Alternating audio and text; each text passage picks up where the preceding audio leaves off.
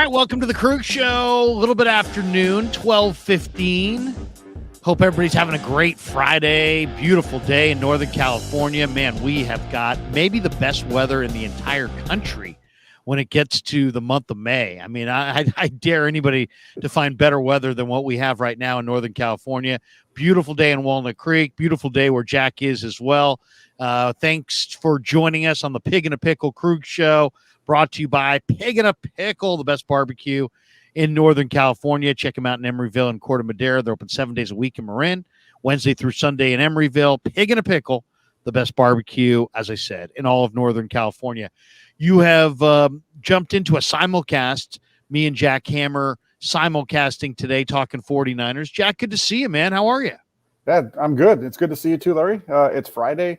OTAs are wrapping up week 2, excuse me. And we got week 3 next week and then minicamp. It's a great time of the year.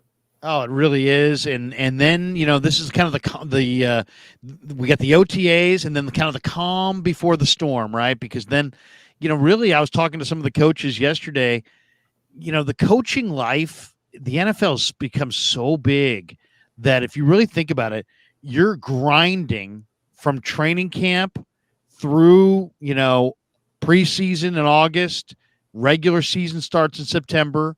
You got all of September, you're grinding, all of October, you're grinding, all of November, all of December. If you're a playoff team, all of January. If you're a Super Bowl team, it doesn't end until the middle of February.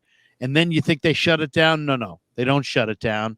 Then they have review meetings and review the season. Then it's the combine. Then it's the draft prep. Then it's the workouts. Then it's the mini camp, the rookie mini camp. Then it's the OTAs. We're getting then finally at the end of next week when the third round of OTAs comes and goes, these coaches who have been literally grinding will decompress and they will take their summer break between the end of OTAs number 3 and training camp.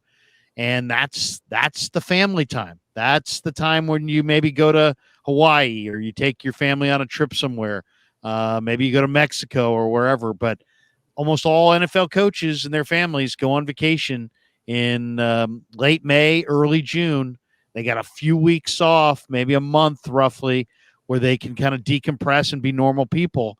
And then it's back to 100-hour weeks and a grind that I think the average person can't even really fathom. So just talking to the coaches yesterday, it was you could tell that they have had this long run and they're going to get some quality time off and hopefully recharge their batteries before camp. But you say you want to be an NFL coach, you may want to think it over because it's a grind. Yeah, absolutely. It is nonstop. And it's like you said, it's going to start for them. It starts in late July when they get there for training camp, maybe even a week before that, really, when they're starting to come back to Santa Clara. And then it doesn't end until, like you said, after mini camp. They get about a 40-day break each year. Other than that, it's full go Monday through Sunday. There's no breaks. It's not like a regular job. It's a great gig. If you love football, and you got to really, it's going to test you, because if you really love the sport, then you'll be able to make it. If not, it's going to be really tough. I know you've done it a little bit at the different levels as well. So, and it's a whole different deal than what we look at from the outside in.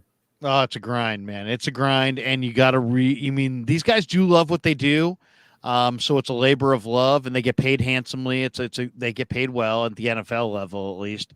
But man, they're putting in the hours, and the family pays a price. I mean, we'll be honest about it. I don't want to belabor that whole point of it, but it's a reality of NFL football. If you're a pro football coach, even college these days, you are working crazy hours, and I remember talking to an old football coach, and he's like, "Hey, you want to work in football?" And I'm like, "Yeah, I would like to work in football." I said, "What's the key?" He said, "Marry the right woman." He said, "Marry the right woman and make sure that she's on board, because she's going to be doing a lot of work with the kids and a lot of stuff that you're not going to have time for." And that's kind of the reality of NFL life for many coaches. But let's talk about the 49ers, and let's start off on the quarterbacks. Had a chance to talk to Brian Griese yesterday. And it's really an interesting thing. That he'll talk about all the quarterbacks, and I've heard lots of comments from Kyle and Greasy yesterday, and John Lynch at different times about the quarterbacks. It just when it kept when it's time to talk about Trey Lance, they always go to things that aren't complimenting his football. And I always want to hear them compliment his football, or at least describe what they really like about him as a prospect. And they always go back to either his personality or his diligence. But we never really get any compliments on him as a thrower, a processor, a player of the position. And I'm not trying to lead them in any direction. I'm just saying, hey, give me your thoughts. I'm sure he held court with a couple of different groups. I wasn't there when he held it with the big group, so he might have hit on some compliments of Trey. But when I was there and he was asked about Trey, he was like, man, he's really put in the work. He's really a diligent worker, and he's really put in the work. And I think the Niners overall love the makeup of Trey, and they love the work ethic. Now it's just a matter of results on the field. And we're going to find out, what it looks like this summer. And there will be, to me, I think they're in a great spot at that position because they are fortified. And to me, I've seen four guys, if Brock can still throw, we don't know. But I've seen three guys in the other three guys, Allen, Darnold, and Lance, that throw the ball real well and have looked really good in the OTAs based on what I've seen. What have you seen so far from the quarterback play in the OTAs? My takeaway right now when it comes to the quarterback play is there's been no separation between any of these guys. Lance and Darnold are pretty much at the same level. I would be pressed to say that I've been impressed at all with what either one of them have done. I do think that they're as advertised, right? Sam Darnold, you watch him throw against air, you watch him throw like that. Every ball's right on the money. It's just always on target. You watch Trey Lance throw, we know week one, all those layups were right on the money. And then you watch him play, throwing the ball during the early portion of practice on Wednesday, and the ball's all over the place again. Similar to what we saw last year. He's, missing the ball boys by not even close on some of those throws, skipping the ball at their feet, balls all over the place. And you get into the team drills. We're not really seeing much of anything right now because there's no offensive line. 7-on-7's a little tough to throw the ball against in terms of the linebackers and safeties not having to respect any kind of run fake. But it's just check down city out there. There's been a couple of balls that have been thrown down the field, and Darnold's been the one that's pushed the ball down the field the most out of the two. But right now, I think if you look at Trey Lance, you look at Sam Darnold, and you look at where the situation is just with those two, it's a dead heat in my book. Yeah, I mean, I had Darnold in this last practice at 10 of 12, 11 of 12. I mean, there might have been a drop in there, but he was pretty much 100%. I had Lance at about 50%. And though it's interesting, if there was one play that you'd say, man, that was the highlight play of the day, it was Lance on a 40-yard pitch and catch with Ayuk down the sideline where, he just dropped it in there perfectly. It was, to me, if you just watch that play, I mean, this is kind of like the issues of watching highlight reels. If you watch a highlight reel shows a capability on a particular play, but it doesn't show consistency. It shows highlights. The Trey Lance highlight to Brandon Ayuk, if you just showed that, you'd say, wow, that was the play of the day. And it absolutely was. But Darnold has been a little bit more consistent with his ball placement in the two OTAs that I saw. I mean, I thought they were kind of real close in the first one. I thought Darnold threw it better earlier in practice. Trey threw it better later in practice. But in this latest edition, Darnold once again threw dime after dime after dime, very accurate. Trey was less accurate. I don't know if it was it wasn't like it was just crazy misses, but it was less accurate than Darnold. And they're side by side. And I'll say this, even Brandon Allen has made some very impressive throws down the field. And I know he's thought of as probably the fourth guy and a guy that doesn't maybe have the biggest arm, but he looks like a better thrower. I mean, I'll say this: he doesn't have a bad arm, that's for sure, and he definitely has some traits that are likable as well. So I'm eager to see what Brandon Allen looks like this summer as well. Yeah, I think I personally I think the ball that Brandon Allen threw down the left sideline to Daz Newsome, I thought that was the throw of the day. I didn't think the Lance throw that was that was a great ball. That was it Daz Newsome? Yeah, and that was the one where Newsome didn't really have any separation, but he still took the shot down the sideline and he put that ball right in the bucket on him. The receiver, it was just a really nice. It was well covered, but it was a better ball, and the receiver didn't break stride. The Lance throw, to me, I felt like that ball was a little. I thought it looked to me like Ayuk had to readjust a little bit to get to the ball. It didn't look like he was able to really catch it in stride. He was behind the man, and then he had to kind of readjust his route a little bit and make the catch. It was a nice play. That's the only ball though that we've seen from Trey Lance that's gone down the field through the first 2 days of practice. I think that's the other thing that's a big takeaway here is that he's not pushing the ball down the field very often, and when he has tried to go more than 5 to 10 yards down the field, it's been pretty spotty. In week 1, he had the over route that he threw a wobbler behind the receiver that got broken up, and then at the end of practice on Wednesday, he has the throw to Danny Gray. That skips to him, lands about 2 yards in front of him, and bounces to the receiver. So it's an interesting situation right now when you watch where he is, and then you look at Darnold, and for the most part, most of his stuff has been checkdowns as well. But he did take a deep shot. Last week he took a deep shot on the first play of practice on Wednesday, but it wasn't a good ball. It hung up in the air a little bit, and Gray wasn't able to come down with it.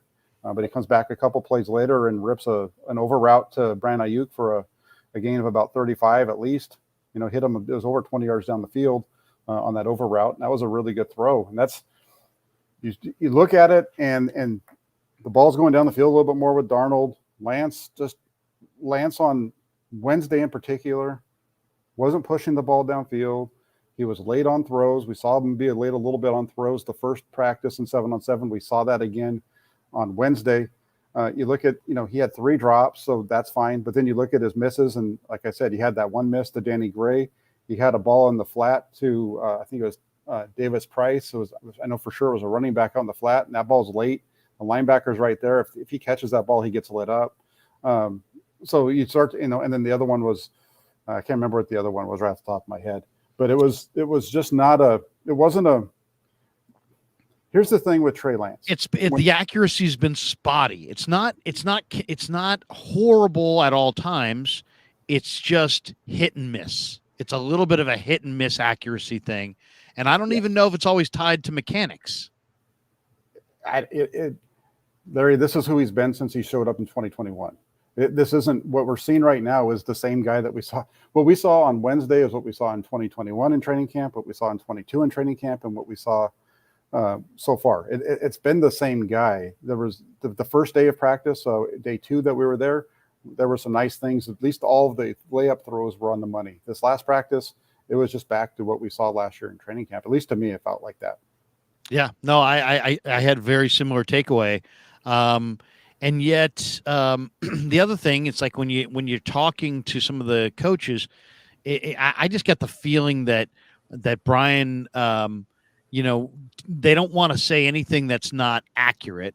So they talk a lot about the process and the work ethic, and it does sound like he's really putting in a ton of work on this, which is what I expected, because the people that I talked to who went to Fargo said that this kid loves the process of football, and that he's going to work. What if he has shortcomings?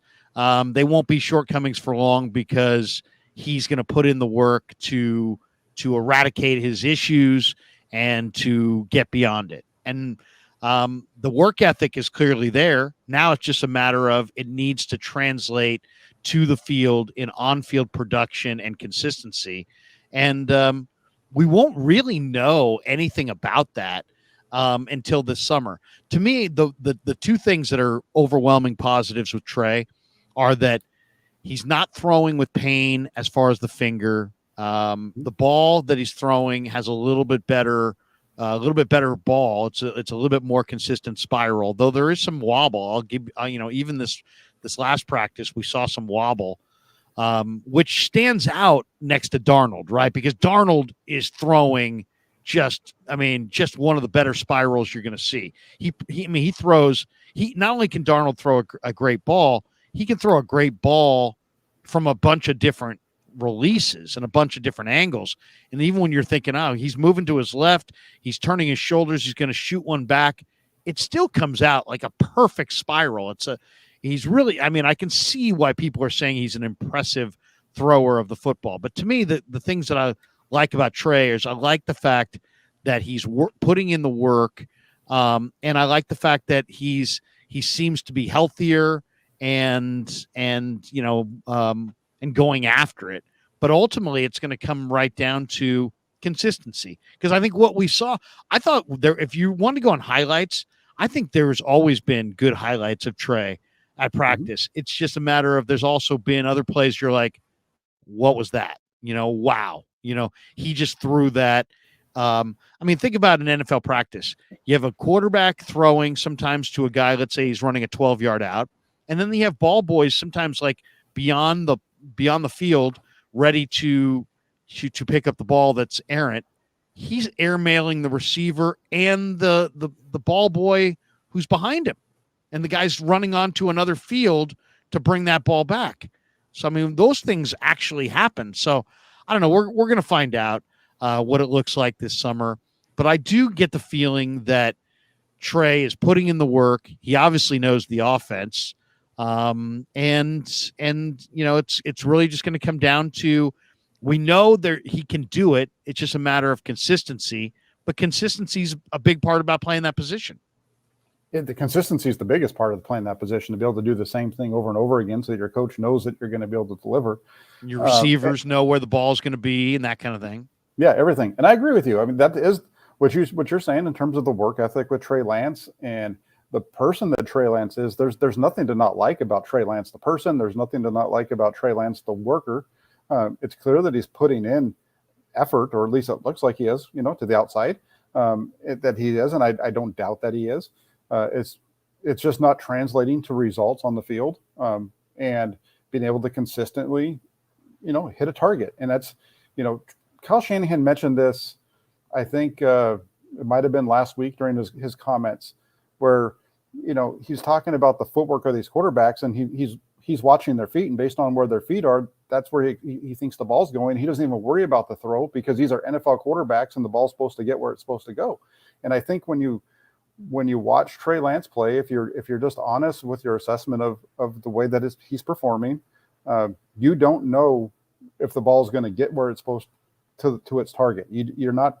There's a little bit less confidence in his ball getting to the target than the other two quarterbacks that are in practice, especially right now. Jeff Darlington, NFL Network, came out with, Trey Lance is getting all the number one reps, and he did get all the number one reps in that first camp. But in this camp, Darnold got all the number one reps, or a lot of the number one reps, from what I could tell. And that's consistent with what Kyle Shanahan said he was going to do, right? Shanahan said he's going to split up the first team reps. I expect that's going to be the case again this summer. What is your takeaway on what we're hearing about Brock Purdy? Because clearly, Jack, Brock Purdy is throwing. He's just not throwing in front of us. He's throwing in front of Lynch. He may not be throwing with a football, but he's not throwing with a full weighted football. But he's also not throwing with a towel anymore. He's throwing with some lighter weight ball in front of 49er player personnel people, or coaches, or both. At some point, somewhere, I would imagine probably out on the field before we're allowed out there, and then they take it inside. What's your What's your assessment? I mean, we're seeing different reports of, Brock's throwing and that John Lynch is very encouraged, but we're not seeing it at all. So it's like, hey, take our word for it. It looks good. What is your assessment of the way they're handling that? That's typical of what the 49ers do when it comes to players that are injured. They don't put those guys out in front of the media, and if they are out there, we're not allowed to view them in terms of a recording that we do during the open session of practice, that kind of thing. I'm not surprised by Purdy not being out there working on the side field in front of us at this point. Darlington's report yesterday did state that he's throwing a football, that it's not a tennis ball, it's not a racquetball, but a football. And that he threw on Monday. There was no soreness then. He threw again on Wednesday. And so I would expect, based on that time frame, he's probably going to be throwing again today. And this puts him a little bit ahead of schedule, right? The schedule, according to the 49ers, was their next update on him would be 12 weeks post-surgery. And that would have been today. Today is 12 weeks from the time his surgery was completed. So he's not well ahead of schedule, but he's a couple days ahead of schedule. And if he's throwing a football right now, that is far ahead of where most guys are at this point in their recovery. And it all points to him being ready for training camp. The 49ers say that's their hope. Brock Purdy told us last Tuesday that his expectation is that once the mini camp is done in mid-June, during that 40-day break, he's going to be going out to Florida. He's going to be working with his quarterback coaches to get ready, get his throwing motion back, work on all of his mechanics, and make sure that he's all squared away so that he comes back to camp and he's ready to go. I've felt all along that this window in terms of his return was going to likely be ahead of schedule with the 6 months, just based off of the limited amount of data we have on quarterbacks who have undergone these elbow surgeries.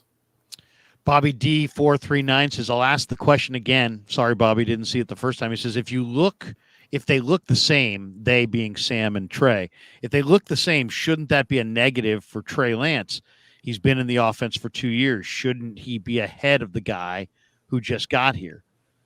Well, that's one way to look at it. I mean, and he probably, Bobby, I would say if you ask Kyle Shanahan, he would probably tell you that Trey is ahead of Sam in several aspects of digesting his offense, I'm sure, because it's a complex offense and there are nuances, and Trey's a bright guy and has been in it for a lot longer. But we're not really seeing offense. What we're seeing are drills, and they're not really running plays per se. You're seeing, against a defense. It's not scheming. They're not scheming to win games here. They're, putting an array of different throws so they can see the quarterbacks and the receivers, build that chemistry. So the one advantage that Darnold has is that Darnold has a lot more reps. Darnold has a lot more experience. Darnold's played a lot more football look at it this way. Brock's played the most football. Darnold's played a lot of football. And Trey's played barely any football. I mean, and that's not subjective. That's very just basic. There it is. He's played 1 full year of football since high school, and he's sat an awful lot. So, who should be ahead of who? Should Darnold be ahead of Lance because he's played a lot more football? I could make that argument, but then I could see the counter argument that would say, no. Lance should be ahead of Darnold because Lance knows the offense better. But then, as I just said, it's not necessarily about scheme at this juncture or deciphering things at the line of scrimmage. It's more about building that rapport with your receivers and shaking off the rust and putting out some field reps for the coaches to analyze. What do you think about this, Jack, as far as Bobby's question here? Should Lance, in your mind, be ahead of Darnold? And is it a negative that they look comparable on the field together, despite Lance's experience with, in the offense and in the franchise for a much longer period of time? There's a couple of different ways to look at it. I do think that you're right. I do think that Lance is ahead of Darnold in understanding the offense because he's been around it. So I think he understands the offense better. I think where it's a negative is that the two aren't separated. There's no separation from it, right? And you're right. Lance has a lot less experience than Darnold. I think most people coming into this expected that Darnold was going to look good at this point in the offseason because of his experience. What I'm hoping to see as we get into week 3 and then we get into mini camp and then when we get to training camp is I would like to see at some point, I would like to see Trey Lance be able to separate himself from everybody else. And the reason I say that is because we've never seen him do that. In 2021, the reason that Garoppolo won the job is because Lance didn't come in and take it. He didn't separate himself. He didn't show himself to be any really. He didn't show the consistency that we're talking about. Right. He didn't show himself to be the better quarterback. And I think that's the biggest thing is I want to see one of these guys start to separate from the other, whether it's Trey Lance from Sam Darnold or Darnold from Lance. I want to see them at some point here start to separate themselves, because right now we haven't seen that yet. Like I said, I think there's some really good things there's some things to like about what Darnold's done. There's some things to like about Trey. I'm not going to point to either one of them. I will not point to either one of them though and say this guy right now is clearly better than the other. I think if you're looking at this and you say one is definitely better than the other, you need to check yourself and see if there might be some bias towards one of these guys. Because I think, yeah, that's a good point. I haven't seen that yet. No, to me, they look like comparable quarterbacks on the field. Darnold may have showed a little bit more accuracy. Trey, definitely, I give a little bit of the benefit of the doubt because I haven't seen the failure. Where Darnold, we have seen failure and struggles in New York and some struggles in Carolina. Trey, it's about traits and projection, and now it's time. Year 3, year 4, whatever it is, it's time for the traits and the projections and the potential to show itself into consistent play on the football field. When do you think we're going to see Brock Purdy in a game or actually on the field throwing with the team? Will he be throwing in training camp with, Lynch kind of suggested he might be back in camp. Shanahan suggested it. We don't know. It could be the preseason. It could be the regular season. It could be a month into the regular season. All options are on the table. Based on what you're hearing, it sounds like that he's ahead of schedule and they're encouraged by what they see. Do you think we'll see Brock play in preseason games? Do you think he'll be playing against the Raiders when these teams practice together? What's your guess on what Purdy's summer is going to look like? Yeah, we won't see Purdy throw until he's cleared and he's on the field with the team. And I do think that's, if I had to guess, I've been saying this for a little while now. I think that time frame of August 10th, August 14th, that's, a couple of weeks after camp starts. It still gives you a month before the regular season starts. I think we're going to see him on the field at least by that time, just with the way that this whole thing is progressing. I really think that we're going to see him on the field in training camp. Will they put him on the field in the preseason games? That's a good question. Kyle Shanahan has said that he gets more out of the practices than he does the games when it comes to preseason. So, if they're worried about anything with him, maybe he doesn't play in a preseason game. And so they just, get him going. He also said that they need to see him play before he's going to play in a regular season game. And so that's why the target is training camp. Everything here is trending towards him being ready to go and be able to get a good portion of training camp in. We've put so much emphasis, not you and I, but I would say Niner content creators, fans, have put so much emphasis in arm strength that we've made it a discussion point this offseason. And yesterday, when I had a chance to be standing right there in front of the Niners quarterback coach, I decided at the very end to ask him what he thought of Brock's arm strength. And is it an issue? Did he view it in any way as an issue? And it was like, what? It was like, what do you mean? He kept saying, hey, there's a reason we drafted this guy. So, I think that's kind of, at the end of the day, the Niners feel really good about the fact that they drafted Brock Purdy, and they probably should. But it was like it had never dawned on him that Brock Purdy had anybody would take any issue with his arm strength in any way, shape, or form. Give me your read on that. I mean, it was like absolutely not. I don't even know where it comes from. He goes, I've never heard that debate. I don't participate in that debate. I don't agree with that. I think there's plenty of arm strength there. And I think, and he basically shot the entire conversation down. We saw Kurt Warner kind of do that as well, pointing to actual playoff film and showing, hey, this is the underneath route. Here's the intermediate route. Here's the deep quadrant option. And here's the guy wide open underneath. But here's Purdy taking a look and throwing it deep. And I think he kind of went through the film and systematically showed you example after example of why Brock Purdy is not your check down artist guy. I mean, it's funny because Alex Smith, I thought one of my biggest frustrations watching Alex Smith was that he was captain check down. And it was almost like he was averse to taking any chances at all it was almost uncomfortable watching the 49ers under Alex Smith towards the end. He was so unwilling to throw it down the field. And maybe that was protection based. Maybe it was arm strength based. Maybe it was lack of downfield rapport with his receivers. But that's what I saw with Alex. It's funny that when I asked Greasy about Purdy's arm strength, he pushed back in a huge way and was like, I have no idea where that's coming from. Hey, this whole conversation is I think, I don't want to get anybody pissed off at me, but I'll just say this. The people that really, really, really know football aren't saying this. The people that really, really, really know the game aren't questioning Brock Purdy's ability to push the ball down the field. They're not questioning his ability to make the throws. They're not questioning his arm strength. They're not doing any of that stuff. And you've got the quarterback coach saying it. You've got Kurt Warner, who's in the NFL Hall of Fame, for gosh darn it, saying it.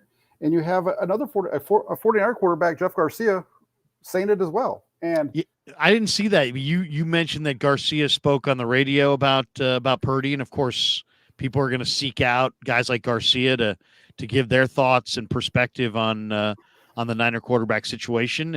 And he's a very cerebral guy. I didn't see what he said. What did he say? Well, just to kind of like with this point, when it comes to like the arm strength point, this was just part of one of his answers was basically, hey, look, he's a smaller stature guy, but that doesn't matter. He understands the game. He understands the defensive coverages. He understands what's going on offensively and where do they go with the football. And if you just watch this guy play and you're not a fan of another quarterback on this football team, it's clear. I know people get upset with me because they feel like I hate Trey Lance or they feel like I like Jimmy Garoppolo or whatever it is. But just watch the guy play the game. The ball goes where it's supposed to go. There's been a lot of talk in the last couple of days about the need for your quarterback to be able to throw the ball downfield to win a Super Bowl. So let's take a look at the guy that just won the most recent Super Bowl, Patrick Mahomes, right? Cool. Patrick Mahomes in his postseason career has averaged less than 9% of his passes going 20-plus yards down the field. Patrick Mahomes last season in the playoff run that led to the Super Bowl, he threw 7 passes more than 20 yards down the field. 7. In the whole run of the Kansas City Chiefs, completed 3 of them. Brock Purdy, 14. He completed 6 of them. So guess what? Brock Purdy and Patrick Mahomes completed the same percentage of throws beyond 20 yards in the postseason last year. Okay, Jack, that's not enough. These guys got to air that thing out. They got to go 30-plus yards downfield. Cool. Let's look at those numbers. Last year for Patrick Mahomes in the playoffs, according to the charts on Next Gen Stats, he threw the ball twice more than 30 yards down the field in the entire playoffs. Completed 0. Brock Purdy in the playoffs last year, he threw 2 that went over 30 yards. Completed 0. These guys had the exact same completion percentage on throws 20 yards or more down the field. That's Brock Purdy and Patrick Mahomes. Now, is Brock Purdy Patrick Mahomes? No, I'm not saying that. But the narrative around Brock Purdy is so wrong that people need to actually take a step back and just pay attention to the people who might know more than you, and don't argue with them so much. Ask questions to learn instead of giving your own opinion. I think that's one of the biggest things that that I've taken away, especially with after watching the video from Kurt Warner where he came out and showed this stuff, and then immediately after it's like, well, show this game and show this, and it doesn't change anything. I still don't agree with it. What then? If you're not going to agree with it, that's fine. Just keep talking. It's time to ignore you. Yeah, I mean, I think there's some credibility to the, to point. I mean, there's some legitimacy to pointing out that Brock doesn't have the biggest arm. Absolutely. I can look at Joe Flacco. I can look at young Terry Bradshaw and see top of the scale arm. But absolutely, arm strength is a part of it, but it's not. It's like, it's also about checking boxes. And to me, the word is requisite. Does he have requisite arm strength? Because like Nick Mullins, very similar size player to Brock Purdy, but did not have requisite arm strength. And over time, defenses adjusted, and they stopped defending as much down the field in the deep quadrants of the field. They stopped late in the down worrying about sideline throws and kind of clogged the middle. And then all of a sudden, Nick Mullins is throwing interceptions. And there's guys all over the field, and it seems like the field looks very crowded in the middle of the field. You could kind of make an argument even about Jimmy Garoppolo, who actually had more than requisite arm strength and a really quick release, but he didn't challenge a lot down the field. The Niners under Garoppolo did not have a well-developed outside the numbers passing game, or a they didn't have a real consistent down the field passing game. And so what happened? Late in the down, if Jimmy was late in the down, guys, if you're going to cheat in or cheat out, guess what? The defensive coordinator says, late in the down, guys, cheat in off the hash. He's going to go somewhere inside between the hashes late in the down. And sure enough, the field was clogged and Jimmy starts throwing picks. So I think you have to demonstrate that you can make plays outside the numbers in the NFL. Down the field, to me, is not quite as important as outside the numbers. You have to be able to make the defense defend the length of the field, but the width of the field matters a ton. And can you put the deep out on a line? Does it have enough zip on it to get it out there? That's a big one for sure. But I saw plenty. I mean, Brock Purdy had the best quarterback rating of any quarterback in the NFL outside the numbers. Best. Take your favorite quarterback. They all lined up behind Brock. He had a better quarterback rating than every other quarterback outside the numbers. To me, that shows requisite arm strength. And I've never understood this fascination with putting down and using disparaging terms to describe a quarterback that's, by almost all accounts, one of the great stories of personnel evaluation, to the point where John Schneider from Seattle and Eric DeCosta from Baltimore, without anybody prompting them, both brought up Brock Purdy in their pre-draft discussion, talking about how the 49ers did an incredible job at discovering Brock Purdy and expressing that they would like to find their own version of Brock Purdy. And what does that mean? That means a guy who can really process and has requisite arm strength, and yet is going to be overlooked because of perceived flaws. And they're looking for that player. And that, to me, Brock Purdy's the reason 14 quarterbacks were drafted in this draft, because everybody's looking. In the past, they looked hard for quarterbacks. Now they're looking harder because of Brock Purdy. Yeah, no, absolutely. And I've heard Jimmy Garoppolo has been the quarterback here, since 2017 all the way through. We heard some of these things throughout that time, was that, just take away the middle of the field, and teams took away the middle of the field, or they tried to, but the 49ers and Kyle Shanahan, he's good enough as a play designer, as a offensive coordinator, to be able to still get his guys into positions to make throws. And even though They were taking things away. This is an offense that continued to work. And I think the difference between Garoppolo and Purdy, one of them is that Garoppolo, his knee injury in 2018 wiped away his ability to move. Because if you remember in 2017, he was able to show some more movement. In 28, after that, it just really wasn't there anymore. And sure, you can do certain things, but Purdy's ability to move around, his athleticism to make plays with his legs, that changes the game because you can try to take away certain areas of the field, but with his ability to move, that allows Shanahan the ability to put him in different spots so that the launch point isn't necessarily from the middle of the field or at the hash. It can be a little bit outside, so he can complete a pass to Juwan Jennings outside the numbers, but he's throwing the ball from outside the hash to begin with, so it's not quite as far of a throw. They're able to work their entire offense with Brock Purdy, and he's giving them plus because of his ability to use his legs.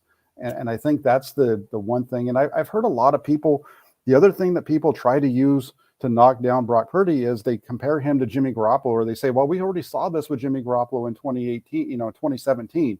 I would push back on that and say your scope is way too limited. If everything is about, it's like somebody evaluating a girlfriend and saying, well, my ex-girlfriend.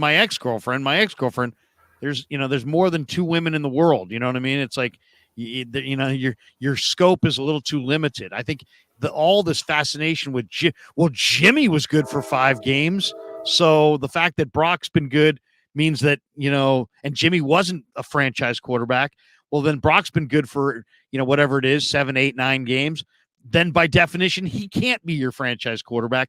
Different people, different situations, different prospects. And Garoppolo's numbers came at the end of the season playing against some bad teams and against teams that one of his wins was against the Rams team that was playing their backup. So take whatever.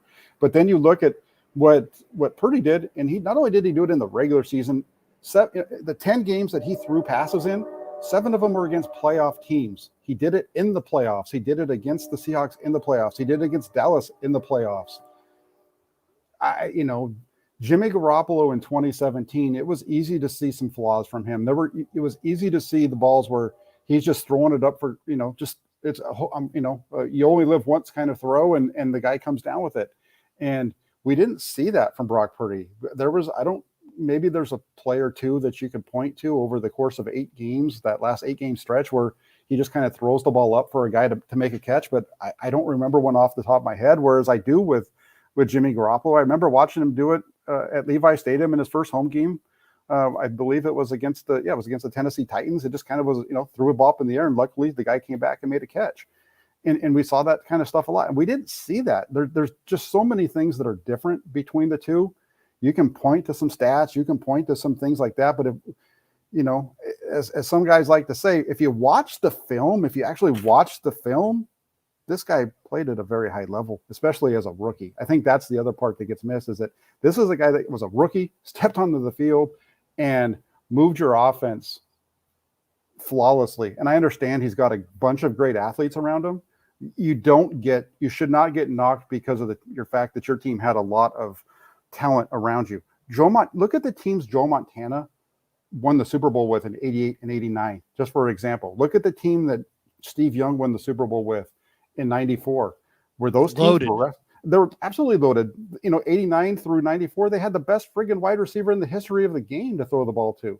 Even in 81 and 84, and those teams, those had really good defenses to help the offense and get the turnovers. That's one of the reasons they were so good in 81, is that you had Ronnie Lott and Eric Wright and Carlton Williamson and Dwight Hicks intercepting the ball all over the place. And so that gave them good, it all works together. So every single thing, when you try to put down Brock Purdy and the performance that he did, you don't even have to go to NFL history to get examples that are like, what are we talking about here? Just look at the 49ers history from 1981 till now.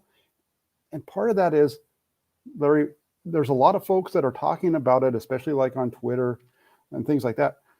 They didn't watch the 49ers in 81 through 90, or by the time they started watching the 49ers when they were like 5 and 6, it was 94, right? So the great 49er teams that we they're hearing about it from highlight films or their parents or what have you. And that's not to put them down. It's just like you just haven't seen it, and it's okay. You just haven't seen it. You don't totally understand because you didn't see how loaded those teams were. Joe Montana and those teams at the 49ers and from 81 to 94, those Super Bowl winning teams, just take a minute, look at the defensive stats of those teams. Before those defenses were awesome. The 88 defense, I think, finished the season like 6th overall in points allowed.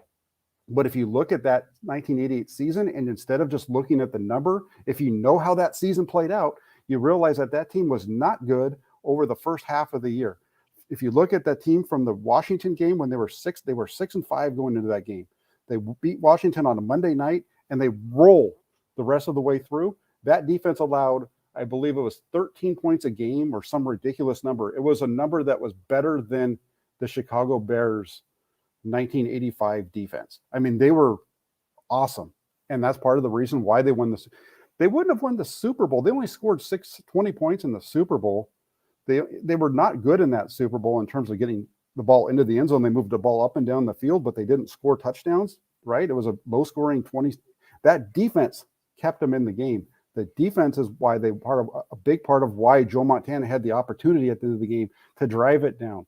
You talk about like the comebacks and how all this kind of stuff. You don't come from behind to win if you don't have a great defense. And that's part of it too.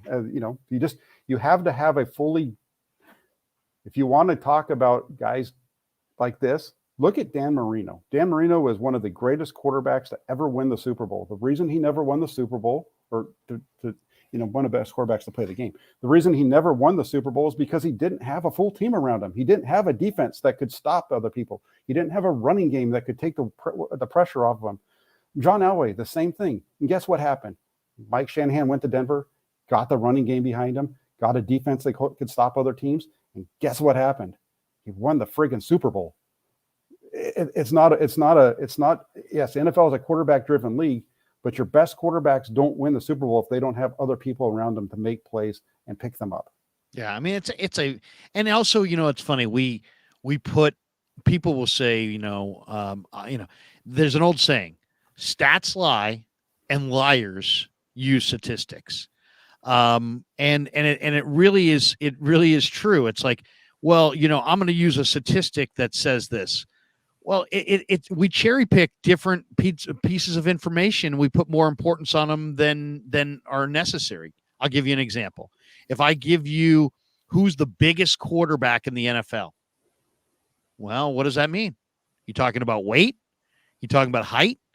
What are we talking about? Who's the biggest quarterback in the NFL? Some people would say it's Josh Allen, right? It's whatever he is, 6'6", whatever. But other people and some scouts I know would say the biggest quarterback in the NFL is Russell Wilson. I'm like, what? Russell Wilson's 5'11". Yeah, but Russell Wilson has 10.25-inch hands. And he has the biggest, that is the largest measured hand of any quarterback currently in the NFL. 10.25 for Russell Wilson. And I've had scouts tell me hand size means more to me than height, because hand size is your ability to control the football. In cold weather, it's hard to control the football. In wet weather, it's really hard to control the football. It's not hard for a guy with 10.25-inch hands. But if you say who's the biggest quarterback in the NFL, nobody's going to say Russell Wilson. Nobody. And yet he's got the biggest hands of any quarterback. I bring this up because people are constantly saying, well, Brock Purdy's small. And, they need to go with somebody, more of a pocket passer. That's the thing about Lance and Darnold. They're big. Okay. Lance is 6'3" and 7/8. Brock Purdy's 6'1". Lance is 228 pounds or 232 pounds. Brock Purdy's like 224. I mean, we're really talking about very similar sized guys. Lance's hands are 9 1/8 inch. Purdy's hands are 9 1/4 inch. So, I mean, technically Purdy has bigger hands than Lance. And what are we talking about? We're talking about a couple inches of height. I mean, it's not like one guy's 6'6" and the other guy's 5'8". We're talking about 6'3" and 7/8 against 6'1" and change. and Purdy's actually got the bigger hand. So, I mean, at the end of the day, I just feel like, to me, what was exciting about Brock Purdy was seeing his ability to process combined with the escapability. Mm-hmm. I didn't think he had the arm that he had. When I saw his college film, and anybody like Lance Zierlein, NFL.com, wrote a scouting report. It's all based on his Iowa State film. His Iowa State film, I would have said the exact same thing that Zierlein said. It's like, you know what? I don't know if he's got arm strength. I literally was swearing when I saw that they drafted him, because I'm like, why are they drafting this college quarterback who's nothing more than a backup? And because I just didn't think he had requisite arm strength. But then he discovered more arm strength when he went to Arizona, and he showed up in minicamp, and it looked plenty strong to me. And I'm like, well, looks pretty strong. And then in training camp, I'm like, well, this guy looks pretty strong. I mean, he doesn't have the same stature as Lance physically standing next to him, but you know what? The ball is coming out pretty good. And, I mean, it's just, they looked very comparable as throwers. So anyway, I just think that it's interesting that we put tons of credence in height, and, Draymond Green's 6'8", and there's other guys who are 6'8", but Draymond Green plays like he's 7 feet because he's got a 7'2" wingspan. So in that case, arm length changes. Really, is Draymond Green 6'7"? Well, not really. He's more like a 6'10" guy. And is Russell Wilson 5'10" and change, or 5'11"? Yeah, technically, but he's got 10 1/4 inch hands. And Purdy, does he have the strongest arm? I don't know, but he looks like he controls the football pretty well. Sure enough, he's got bigger hands than Lance. So, I mean, it's just, but nobody's walking around talking about bigger hands than Lance. Oh, hold on a second. My camera. Got to switch my camera here. I've been going too long. Let me hit my my Logitech. Time for the Logitech camera. Larry's cakes are too hot. It shut off the camera. Exactly. We fold it back. I've got 3 cameras, so now I'm going to the Logitech. But so what I'm saying, it's like we go with a certain measurement or a certain stat, or if you want to use stats, you can always find one that tells your story, instead of just talking to the players, talking to the coaches. I talked to Brandon Ayuk late in the year, and I'm asking him about Brock Purdy, and I could just tell he thought really highly of it. It's all there on YouTube. You can watch the interview yourself. Did an interview late in the year with Willie Snead. He compared Brock Purdy to his former teammate Drew Brees.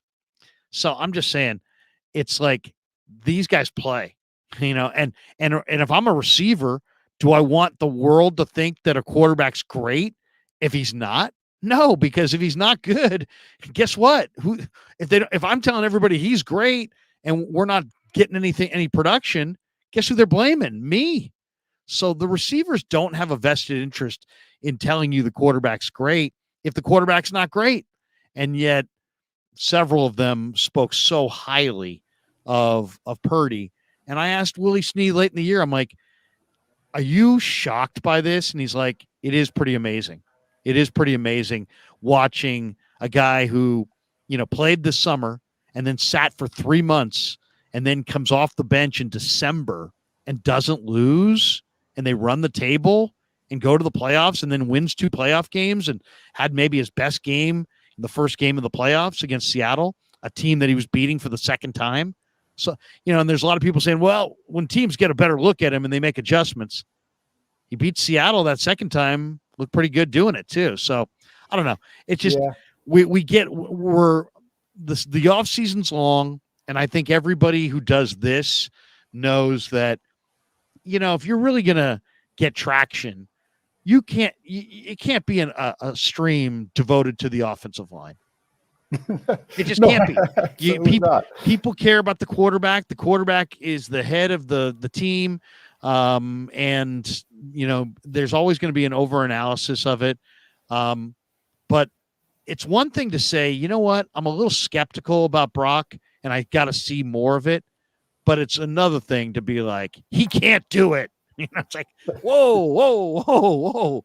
Yeah. He can't do it. He just did it. And it's like, he can't go to the Super Bowl. He went to the NFC Championship game. So you're basically saying that he can't take one more step.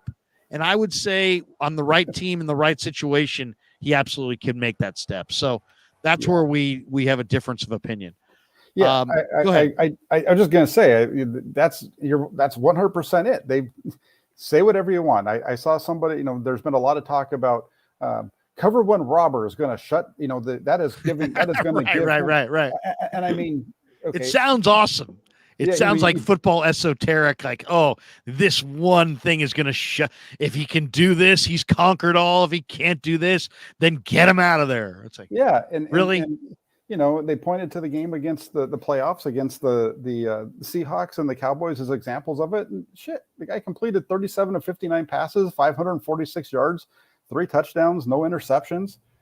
They only scored 19 points against the Dallas Cowboys, but the Dallas Cowboys were one of the best teams in the league. So yeah, they're going to struggle a little bit against them. But guess what? They also went 90 plus yards for a touchdown to win the game.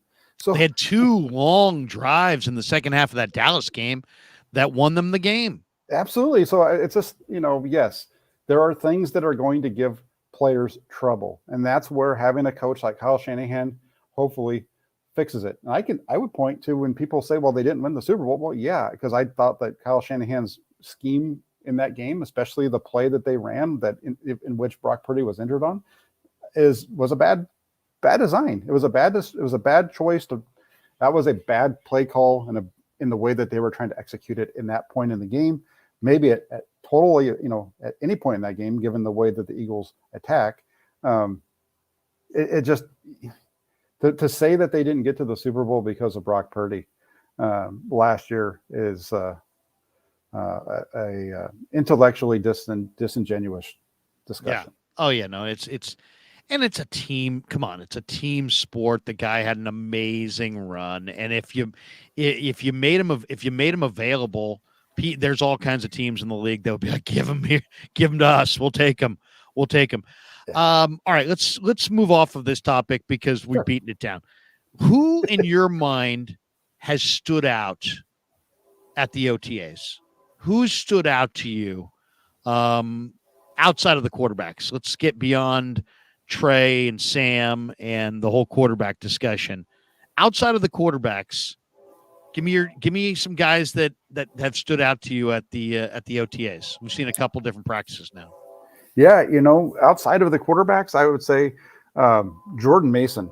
He really looked. I mean, obviously Christian McCaffrey. Christian McCaffrey, I think, is this generation's version of Jerry Rice in the way that he practices. But outside of McCaffrey, Jordan Mason looks like he's the second best back on the team right now. He's been very solid. I really like what we've seen out of Jordan Mason. He looks lighter and faster, doesn't he? He does. I mean, he's just a really, he's quick. He has a good burst. We saw him catch the ball a couple of times on Wednesday. Brandon Ayuk, just, he looks like he's out there doing Brandon Ayuk things. You look at the offensive line and Spencer Burford and the size that he's put on and what he's doing. I think if he can settle in at right guard and he can play all those downs, that's going to be really helpful for the 49ers. Over on the defensive side of the ball, you look at the cornerbacks. Deommodore Lenoir looks good. The other kid, Darrell Luter Jr., he's kind of struggling a little bit. He's having some hard times with guys getting behind him. I got the train's blasting his horn over here. He's excited. He likes my takes. That's why he's honking the horn so much. He's probably watching our show as we're talking. But so I would say, on the deep, we haven't seen enough of those guys yet. I'd like to see a little bit more of Jair Brown. I mean, he looks good running around, but we haven't really seen him be able to make a play yet. It was good to hear that he's had some interceptions. Heard that on Wednesday, but none of that's come in front of the media, so we're not sure quite what we've got there. So I think those are some of the bigger ones. Drake Jackson is my guy. I said this last week. I feel like he's gonna bust out. He's the breakout guy for this season. He's got the size. He's doing all the work. I found it a little interesting to hear that he's only doing 315 on the bench press and like 415 on the squats. Come on, Drake, you got to be strong. I'm not going to say how old I am, but I used to work out quite a bit until COVID hit, and I was doing 315. I was only doing it once, but Come on, Damn, man. Jack. I lifted weights all through college. The most I could ever get up on the bench was 275. So, two plates and a quarter.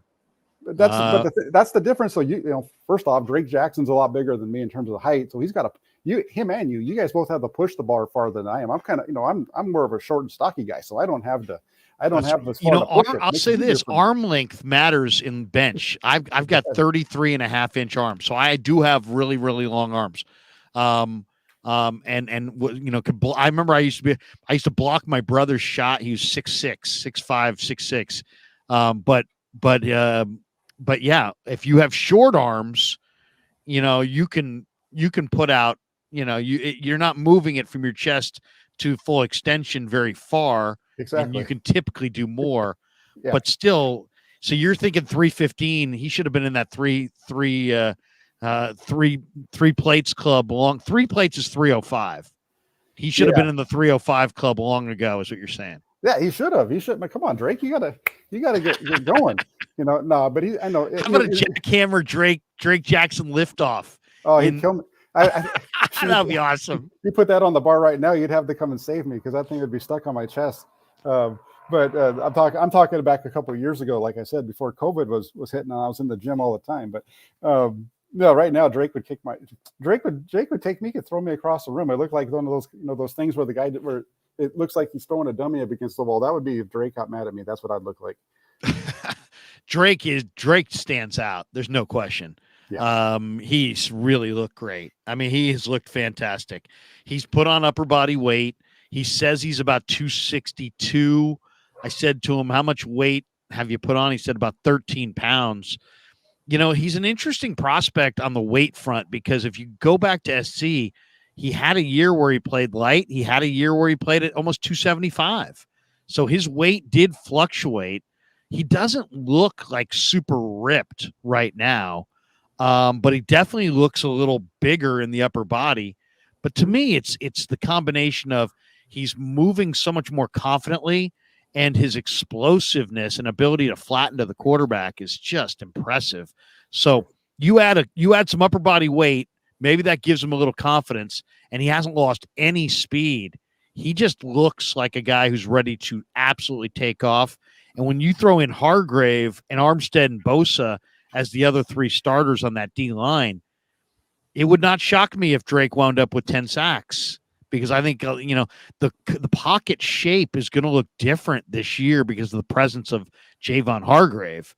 And quarterbacks are going to be looking to sneak out that side door, and they ain't going to be running towards Bosa. So, they're going to be running towards Drake. I think if Drake just, he keeps his eyes on the ball, and just plays with good awareness as a rusher, he's going to fall into a half dozen sacks just based on who he's playing with. If he really gets it done, he may have a dozen. Yeah, I think that what you're saying there, in terms of the sacks, I don't know if 10 he could get there. Like you said, when you watch Drake Jackson, you look at the sacks that he got last year, they were all kind of second effort sacks. It was coming from somebody else pressuring the quarterback, and he was able to make the play. And with all the pressure they're going to get, especially if Eric Armstead is healthy as well, in that middle with Javon Hargrave, and you got Nick Bosa on the other side. If those 3 guys are working, then they're going to just be feeding guys. It's just going to be a feeding frenzy towards Drake Jackson. He's going to be able to clean up the plate and put them away and stack them up. Smitty corrects me. He says 3 plates is not 305, Krug. It's 315. You're right, Smitty. You're right. Yeah. J Dub says 3 plates is my dinner at Pig and a Pickle. That's a good one. I remember there was a guy that used to be at the gym that we used to work at. We used to work out at this hole in the wall place in Sacramento at Sac State called Body Mechanics. And there was a guy there that he grunted so loud during lifting that we used to joke that, he didn't need anybody to spot him because he had like a dual personality. He'd literally be talking to himself. You can do it. You can do it. You can freaking It was just ridiculous. I remember one of the guys at LA Workout in Sacramento who was just jacked. And this guy was super jacked. He always had a jug of water walking around. And we're like, dude, his name was Pika. We're like, Pika, man, you're jacked. And he's like, you don't want it like I want it. And I'm like, Pika, nobody wants it like you want it. it was awesome. I could do a whole comedy routine on weightlifting culture. The couple guys that have really stood out to me, Danny Gray looks stronger, better, more confident. I think there's a whole nother level that Danny Gray's getting to this summer. And the other guy that really I didn't like on draft day, but man, he is opening my eyes, is Ronnie Bell. Ronnie Bell's dad is a wide receiver coach in college right now. And so you watch this kid and you're like, he's got ordinary size, he's got ordinary length, he's got ordinary speed. There's nothing extraordinary about anything about him physically at first glance. And then he starts running routes. And it's like this guy catches everything. And he's got great concentration. He's got great hands. He plucks it with his hands. He doesn't body catch it. He catches it in a crowd. We'll see if he can take a hit from NFL DBs and hold on. But Ronnie Bell had not a great day the other day, had a couple drops. But, I mean, those are the first drops I've seen from him. And then when I watch his Michigan film, the array of different balls that he catches really stands out. This guy's, it's not like he's got one route that he's just so great at. And you see that sometimes. Guy runs a slant route and he runs it perfectly, but then he doesn't run the full tree. This guy can run on any number of routes, and he runs them really precise. He knows how to kind of sink his hips into the break point. There's a lot of he's a very refined rookie, and that is, if you look at rookie receivers, they generally struggle in the NFL. Why? Because the level of refinement required to get open in college and pros is night and day. But the fact that this kid's dad, I think, is the wide receiver coach at like Southwest Missouri State or something, you can see this guy is an instructional video on how to play the position. Ronnie Bell's got a real shot to make the team, and I don't know whose job he's going to take, Jack, but those receivers better show up in this summer. I mean, Debo's on the team, and Ayuk's on the team. Everybody else better buckle the chin straps and show up ready to go, or Ronnie Bell's going to take your job.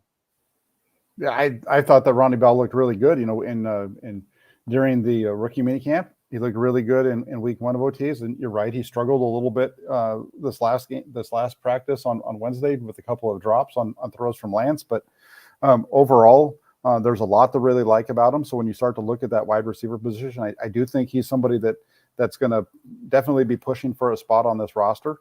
And I agree as far as the competitiveness of this. You just look at the way that he goes about it. If he can get back to the point where he was weeks 1 and 2, that's why one of the fun things about this is we're watching these guys in snapshots. We kind of saw some progression from him week 1, week 2. It was kind of all arrows up, and then you had a little bit of a dip this week. So now how does it respond next week when we see him on Tuesday, I believe it is, in week 3? And then how is he going to look when we get to minicamp? Can these guys continue to – there's going to be ups and downs, but can they continue on a trend that's going in the right direction? Ronnie Bell is definitely one of those players to keep an eye on. One of the lines that stood out to me yesterday came from Bobby Turner, the running back coach, who throws around compliments of young players like manhole covers. I mean, he just doesn't compliment young players.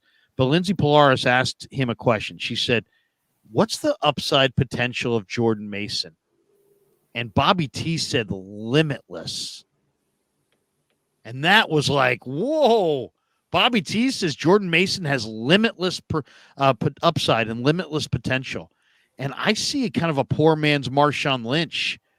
Did they underutilize Jordan Mason? And how do you see running back this year? I mean, McCaffrey's a superstar, and he's demonstrating that. He's on a different level.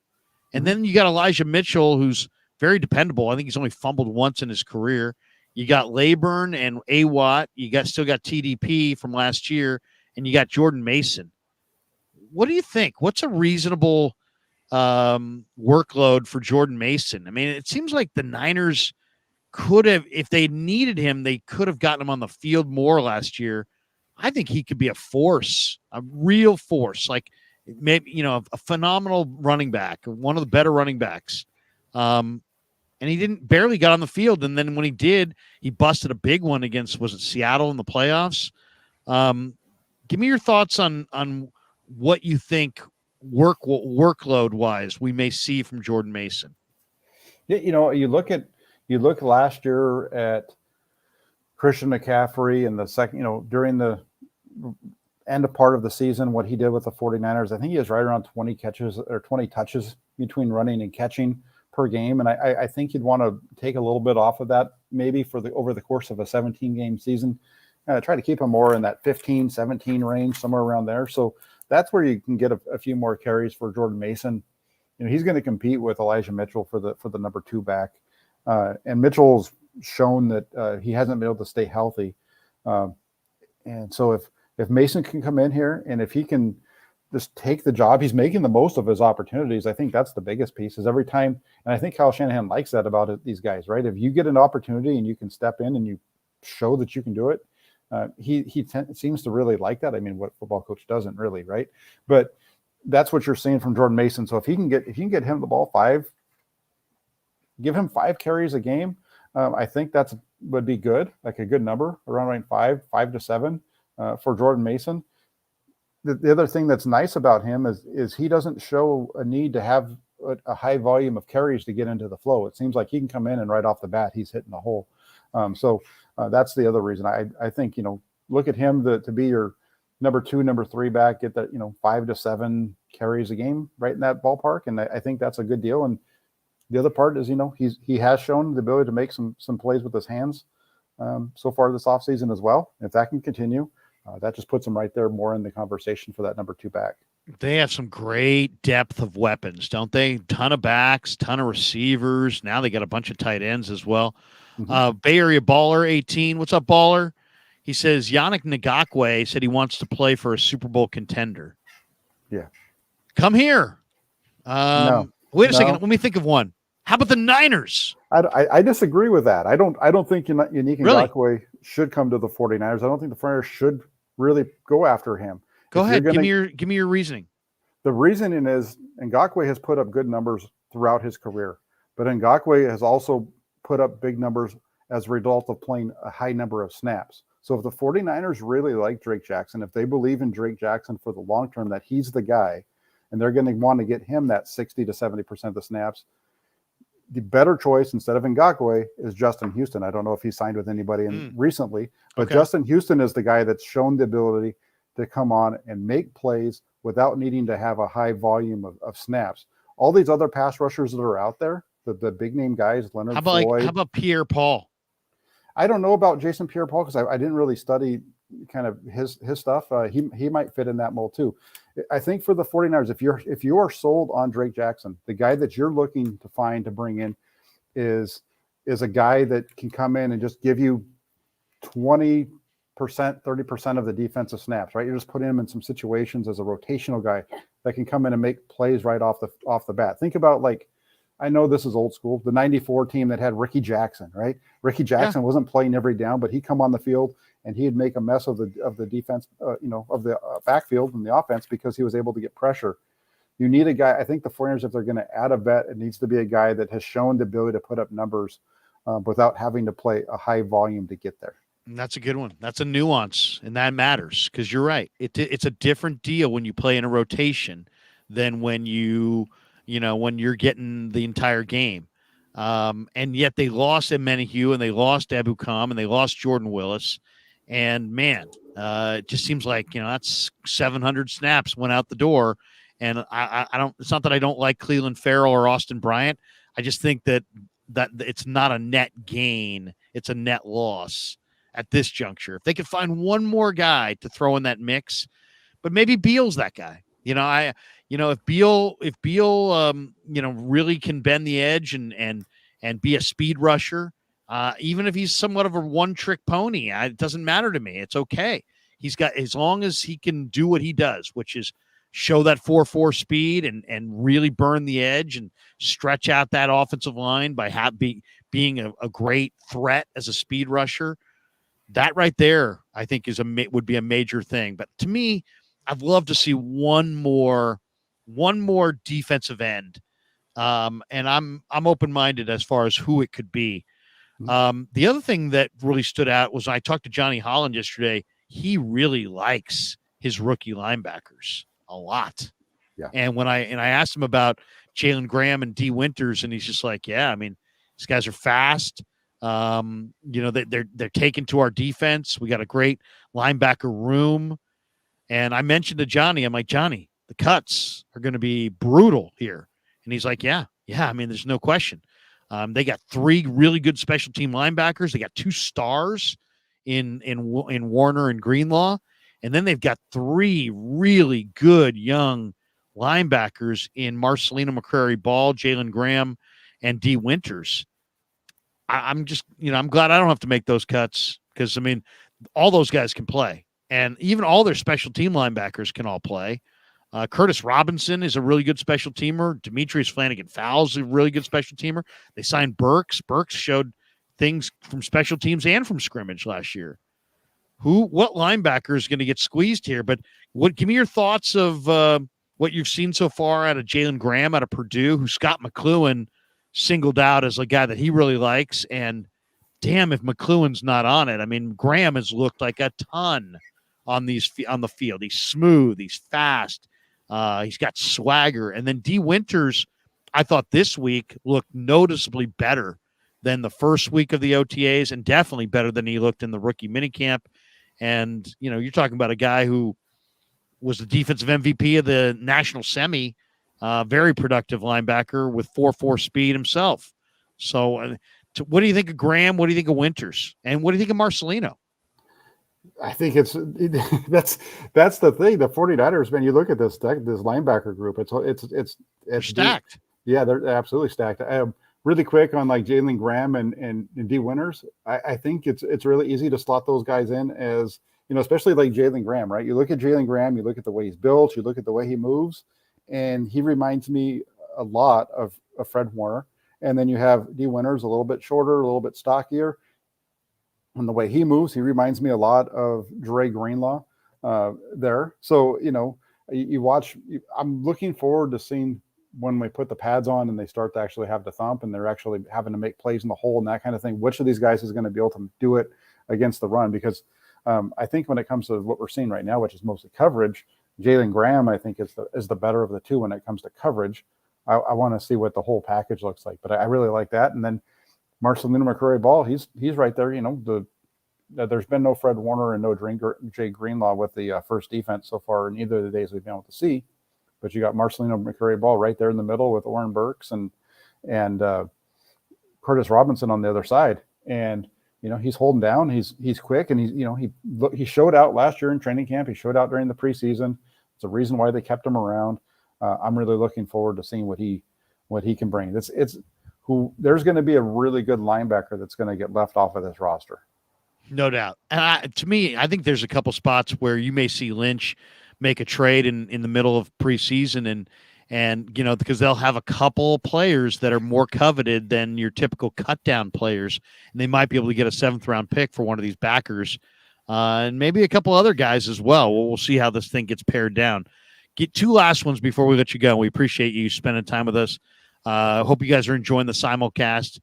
Myself and Jack here on both of our channels. What are you looking for in the next round of OTAs? Is there some particular question you want to see answered? Is there some player you want to see focus on a little bit more than maybe you have in the first 2 go rounds? What are you looking for this next round? For me, I kind of hit on it earlier. It's just which guys are consistent or which guys are showing growth from one practice to the next. I think that's the biggest thing that I kind of keep an eye on here because I put out a bunch of guys who showed out during the rookie minicamp and they looked good in week 1, and then we're there in week 2, and I don't really see them, quite as much. And maybe it's because of the offensive line and defensive line. We're actually working with the quarterbacks a little bit more. I'm not sure what it was, but I just want to see the continued growth of these guys from week 1 to week 2 and now week 3 as we get into minicamp. Which guys I want to see the quarterbacks separate from each other. I think that's a big one. I want to see Jair Brown. I want to see him make a play. We haven't seen him, like I said, It's not bad, right? There's nothing bad about it because the bad is the guys are getting behind him and he's giving the big plays. We haven't seen that, but I want to see him around the ball where we see him, maybe knock a pass down, maybe get an interception, that kind of thing. And I want to see Darrell Luter Jr. I want to see him not get beat deep because he's been beat deep now both practices that we've seen. So I want to see if he can maybe start to do a better job of keeping those receivers behind him, in front of him. I mean, instead of getting behind him actually. So those are a couple of the takeaways, and I want to see if this week if Jake Moody can actually put the ball out of the practice facility, because he came really close on that one kick. What a leg, man! That guy's got power in the leg. It's so readily apparent, isn't it? No, there's a definite difference between the ball coming off of his foot and Zane Gonzalez. That thing comes off his foot. It looks like it's been literally shot out of a cannon. It sounds like it too, with the way that, it's just such a powerful leg. There's a big difference. There's been a lot of talk about the Frontiers using a draft pick there. If the trend from that we've seen so far, if it continues on and he's able to be consistent with the accuracy portion, they have a new weapon on offense as far as putting points on the board. They're not going to have to worry about getting into that 40 to 50 yard range. They're going to be able to hit from 50 and 60 yards out. Okay, I want to see something from Cameron Latou. Yes. I want to see something. I want to see either him be real physical blocking somebody. I want to see him catch the ball. I want to see him, catch the ball, turn up field and run. I want to see something from Latou. I also want to see something from Braden Willis. And the other two, I think there's something there with these undrafted rookie running backs. We're not really going to get a sense of this, I think, until the actual games. This is the way running backs are. Running backs in practice, the defense knows where you're going. It's hard to really kind of show out. McCaffrey is a special human being for sure, and he stands out, but it's more for his effort than anything else. But when I watched the college film of Ronald Awatt from UTEP and Kalen Laburn from Marshall, I saw NFL caliber backs. I want to see those guys run the ball, and it might not be until this summer, but I want to see both of the young tight ends. I want to see both of the young running backs. Those are the guys and I'd like to see a little bit of Robert Beal and see that incredible speed. I want to see. I've watched Beal, but I don't see like on the field that 4.4 speed that he timed out as. And I want to see a little bit of that. I want to see Beal show that speed, and I want to see the two young rookie tight ends and the two young rookie running backs. What do you think of it? What do you think of the young backs, by the way? Have you seen anything from Awatt or Laburn that you like? Well, I was just going to say real quick, first off, that's a good call on Robert Beal. I want to see, I do think we need to see a little bit more out of him. You walk by the different drills and those kind of things, you hear, little bits from the coaches, what they're yelling at these guys and what they're trying to get them to do. And you've got that with Beal. I think they're wanting to see him get off the ball better. I think they're wanting to see that get the F off of the ball kind of, thing that drew them to making him the draft pick. And I don't know if he's really shown that quite yet.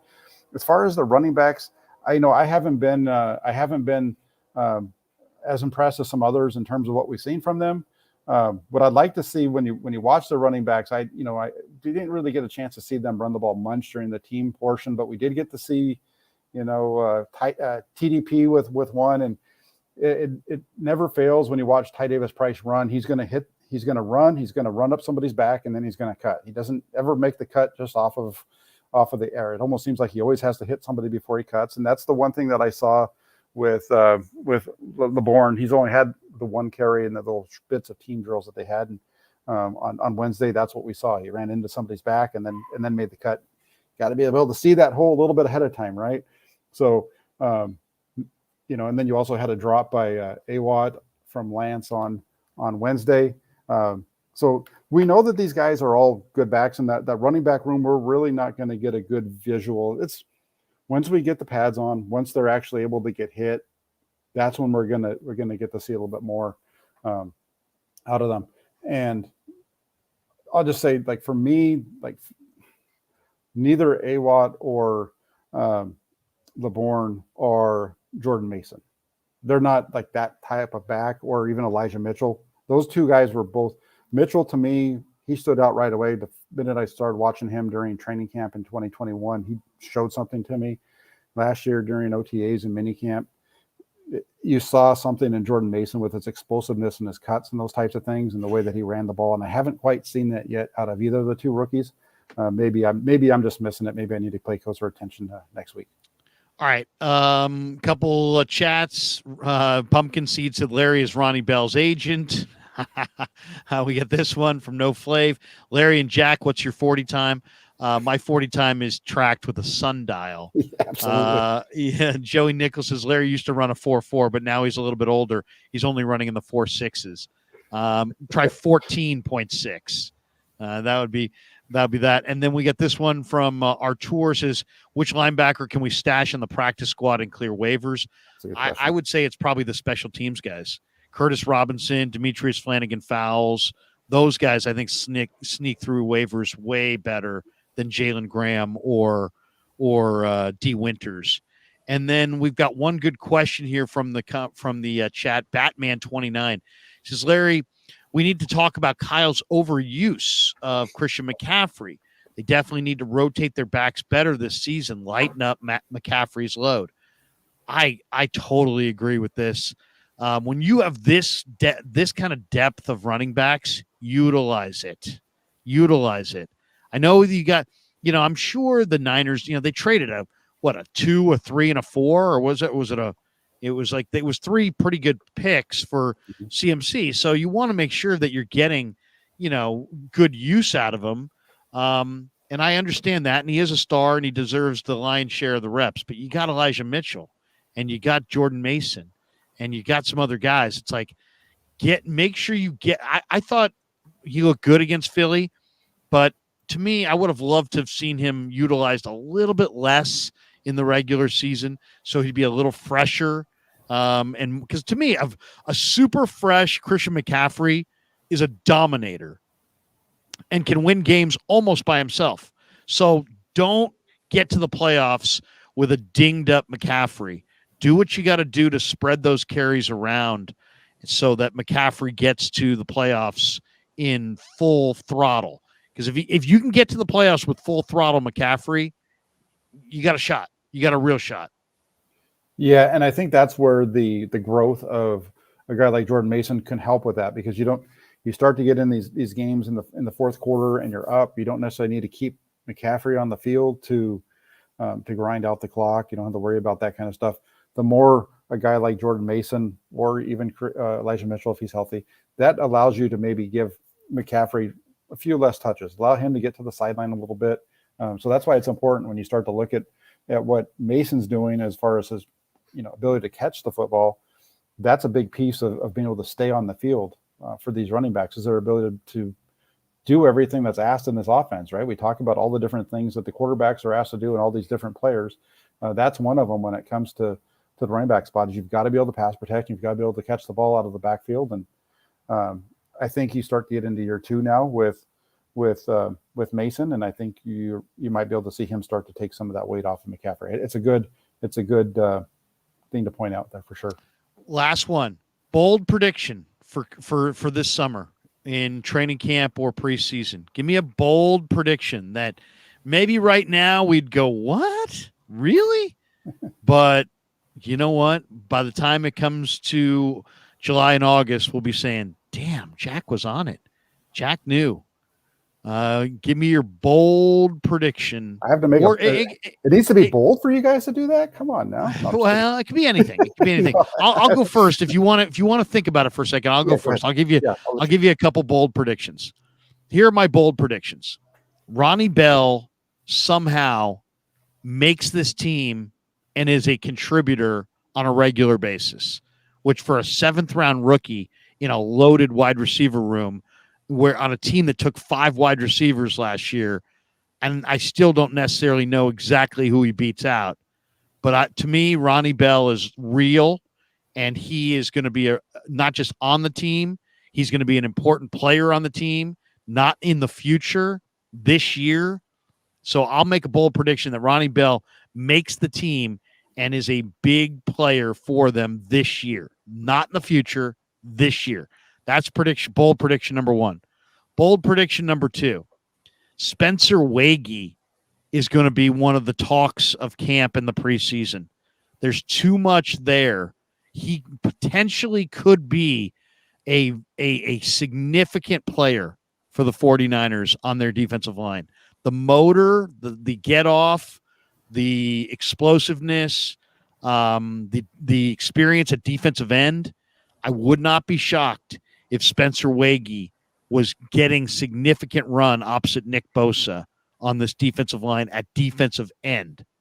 Okay, that's bold prediction number 2. And bold prediction number 3, I'm going to say that Jair Brown beats out Talanoa Hufanga for the starting strong safety job. Wow. Okay. Those are my 3 bold ones. Jair, Wagee, and Ronnie Bell. Well, that last one is a major bold prediction. I'm going to go with. Oh yeah. You got these are some really good ones here. I should have been writing them down as I was listening to you talk. I don't think Jair Brown is going to necessarily beat out Talanoa Hufanga I think Jair Brown is going to could possibly start alongside Talanoa Hufanga. That would be the one that I would go with there. In terms of the defensive line, I'm going to say the improvement of Javon Kinlaw is going to be something that's going to be talked about this offseason. His ability to come on. And did I say that Brown would start over Gibson, right? No, you said that's why I took a step back. I meant Gibson. Did I say Hufanga? You did. That's okay. No. I meant yeah, because I got Charlie here saying, yeah, I think he means Gibson. Yeah, no. Yep. Jair Brown will start with Talanoa Hufanga over Tayshaun Gibson. My bad. Yep. No, that's good. No, I'm glad we got that because I said, whoa, that's a big one. That's crazy talk. I like that one. I think that's a really good one. The other one that I was going to say that it involves the secondary. Isaiah Oliver is going to be a big improvement for the 49ers in the slot over what they received in that position over the last couple of years, whether it's Jimmy Ward or the guy that's out in Denver now. He's going to be a big improvement there. Not only his ability to cover, which I think is going to be an improvement, but his ability to blitz and his ability to make plays around the line of scrimmage. You look at what he did with Atlanta last year in good numbers. As a cover guy, better than Ward, and he was actually able to get into the backfield and make some plays as well. So I really like Isaiah Oliver there. That's a good call. And Oliver was really mature, and the Niners got Oliver at exactly the right time. He's coming off of his best year. He's really comfortable in the slot. I think you're right. I think he's going to be a better cover man than Jimmy was. Yeah, I think so. And then Colton McKivitz at right tackle is going to be a surprise. I think, that's a position we're hearing a lot of questions about the 49ers offensive line. I think we're going to see Colton McKivitz step up and he's going to be able to perform and give you at least what Mike McGlinchey gave you last season. I think that's kind of a bold prediction just based off of McKivitz and the lack of starts that we've been able to see of him so far. But I think he's going to be able to step in and he's going to be able to give you McGlinchey in pass protection, and he's going to be as good, if not possibly even a little bit better when it comes to the run blocking side. So I think those are a couple of bold predictions. Just trying to think if there's any others that I'm going to say. Yeah, here it is. Brock Purdy starts week 1 and he's a Pro Bowler. We got this one from the chat. Bold prediction: our defense is going to break Philly's sack record this year. Oh my God, that's a really big one. That's really big.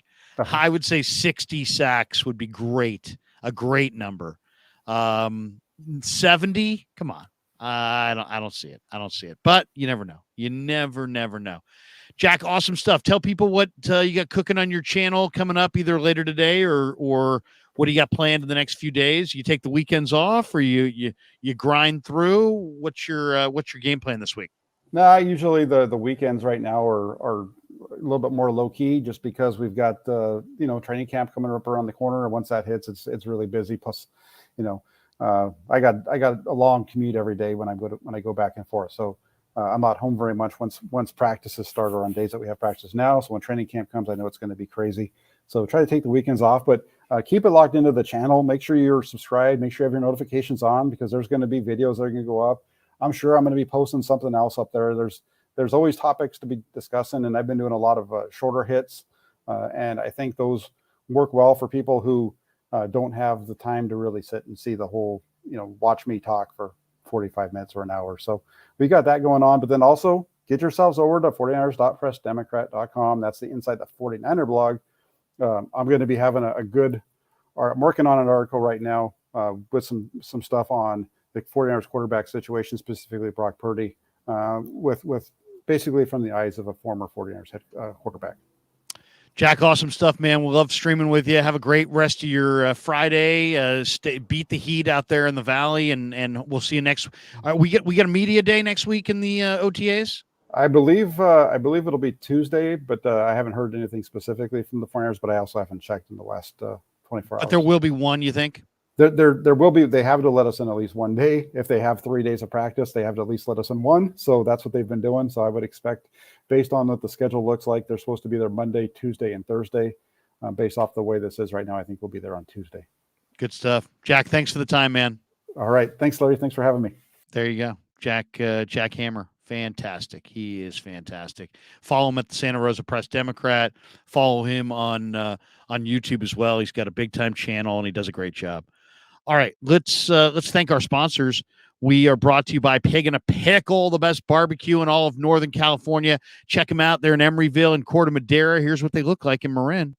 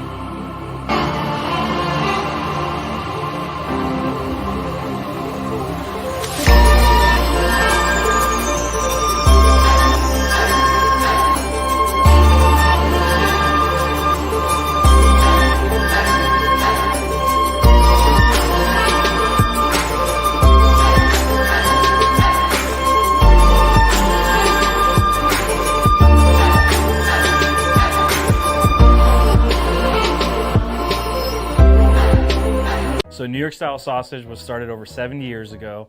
We are the largest producer of fresh Italian sausage on the West Coast. What makes our sausage in New York style is really the recipe came from back east, from New York, from Connecticut. If you look at all of our labels, there's maximum 4 or 5 ingredients, which we're really proud of. There's no preservatives, no MSG, fresh in, fresh out. The pork comes in fresh, goes out fresh. There's never any freezing throughout the process. We've always used fine quality cuts. We're never gonna deter from that. It's one of the reasons why our sausage is so good. I guarantee you put our sausage up against anybody else's from a flavor standpoint, no one will beat it, hands down. And do yourself a favor and do me a favor. Go buy a package of the New York style Italian sausage. Guaranteed you will love it, guaranteed.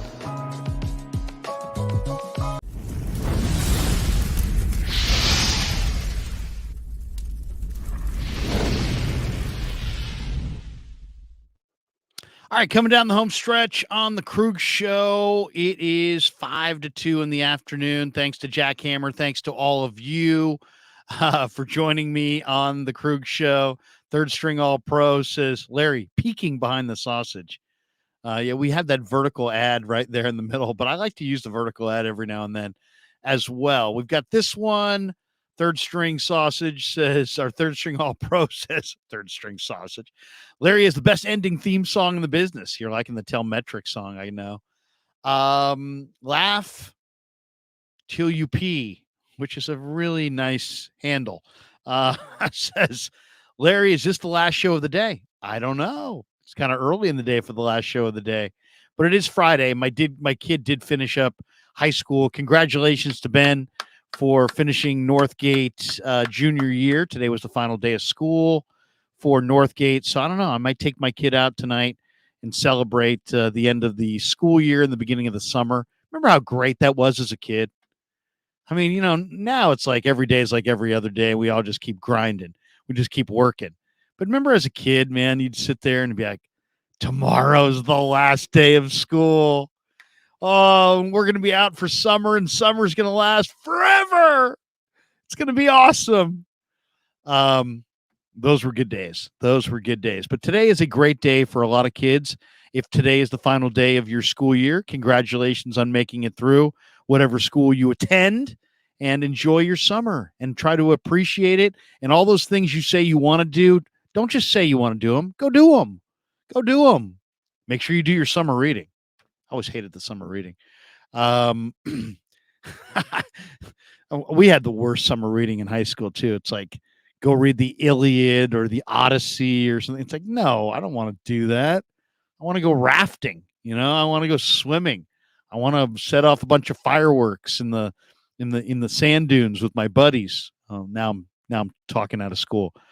But yeah, I don't know. We may be going later today. I did talk to Dave Lombardi about stopping by on the Krueger show, and we're not sure when we're going to do that.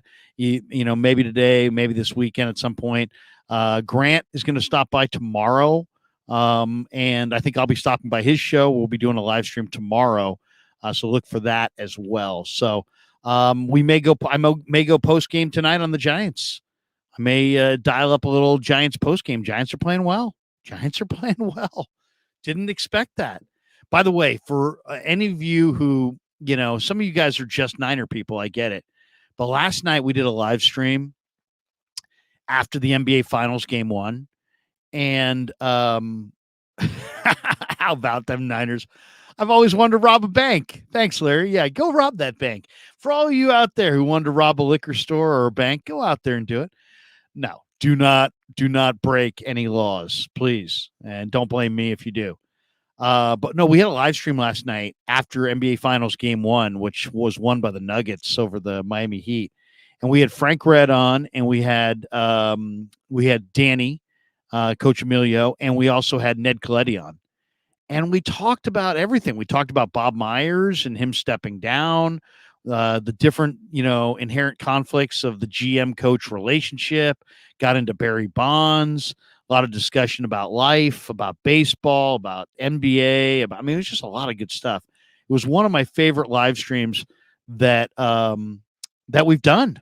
I've been doing this since March of 2022. So we're now in June of 2023. So we've been doing this for about 14 months.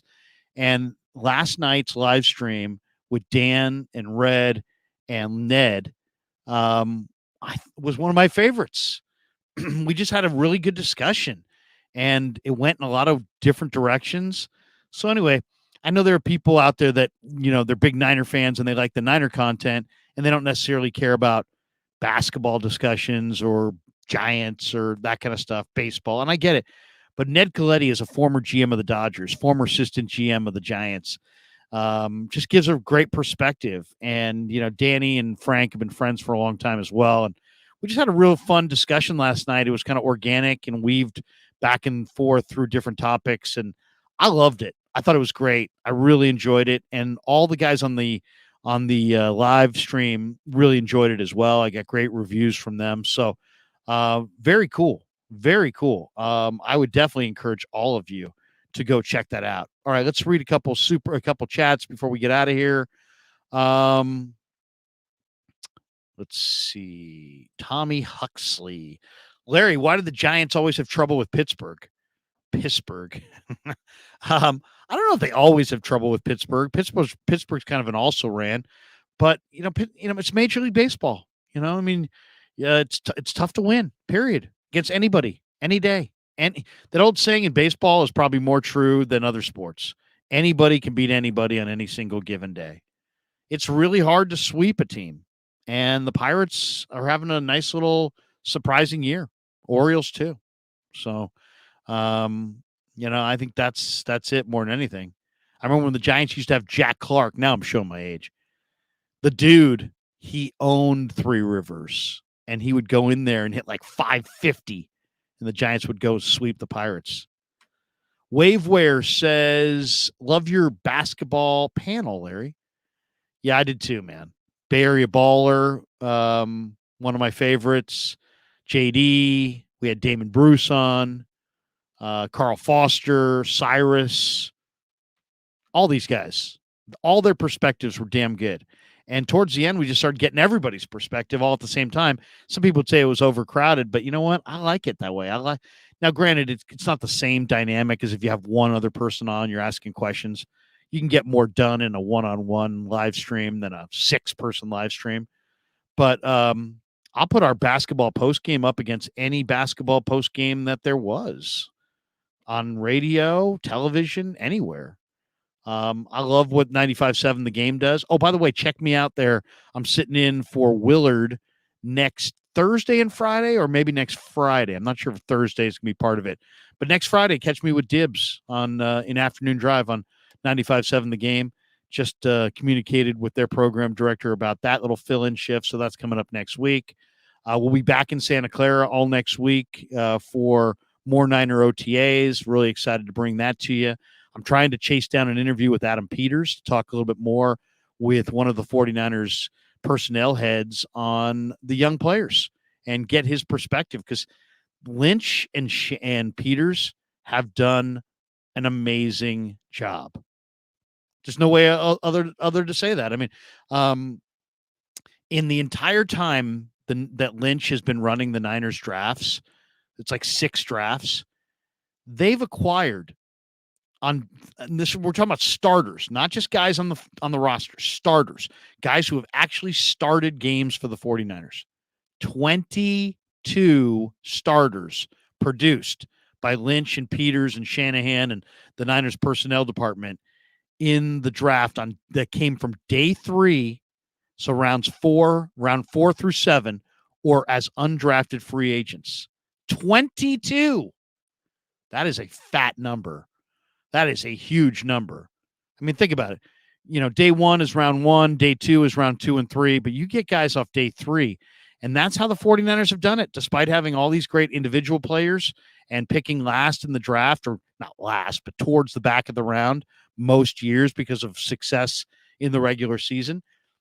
They've done it by hitting on George Kittle and DJ Jones and Brock Purdy and Jeff Wilson and Azeez Al-Shaair and Kevin Givens. And it's an amazing number of guys that Niner, 22 players. So Peters and Lynch they got great momentum. And to me, that's been the secret sauce to the Niners run here. You say run, they haven't won any Super Bowls. So what? They've been in 3 of the last 4 NFC Championship games. They're annually one of the deepest teams in the NFL. And how are they doing it? Day 3 picks becoming starters, undrafted free agents becoming starters. Incredible. One other thing that I saw the other day, and I just love it, and I got to put this out there. We've all watched The Football Life on the NFL Network. If you get a chance, they've been showing it the last week a number of times. The Football Life that you got to go watch again is Pat Tillman. And I'm a Bay Area guy. My dad was in the Army. So I'm definitely, Pat Tillman's story really hits home for me. But if there is a person who played sports in our society that we don't talk about enough and we don't celebrate enough, it's Pat Tillman. Pat Tillman. Go watch the Pat Tillman Football Life. I'm very proud to say that he is a Bay Area guy. As a Bay Area guy myself, I take great pride.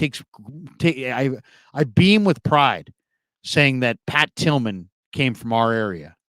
Pat Tillman's football life and what he gave up and what he sacrificed and how he lived and how he died. An incredible story. We talk about other athletes way too much. You turn on these shows, it's too much about LeBron, it's too much about Brady, it's too much about Kyrie, it's too much. Pat Tillman should be talked about more, and he should be celebrated more. How many guys did what he did?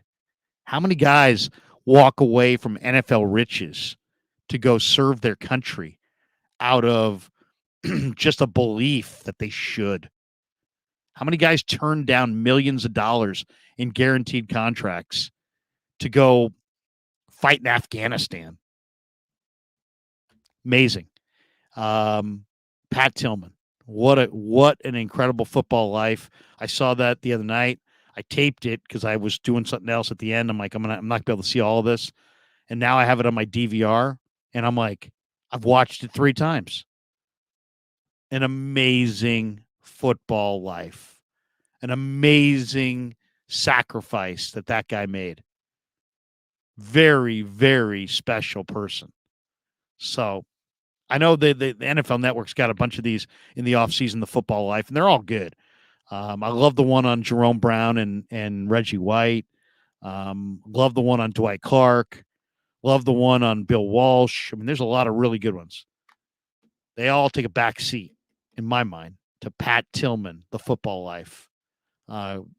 Huge respect for Pat Tillman. Last night, Voltron says, yeah, you guys talked about everything except the Niners last night. I know. What can I say? Tommy Huxley says, Waveware, definitely a great panel. No Flav says, I wish Larry and Hensley were cool again. I like both. I'm cool with him. He's just not cool with me.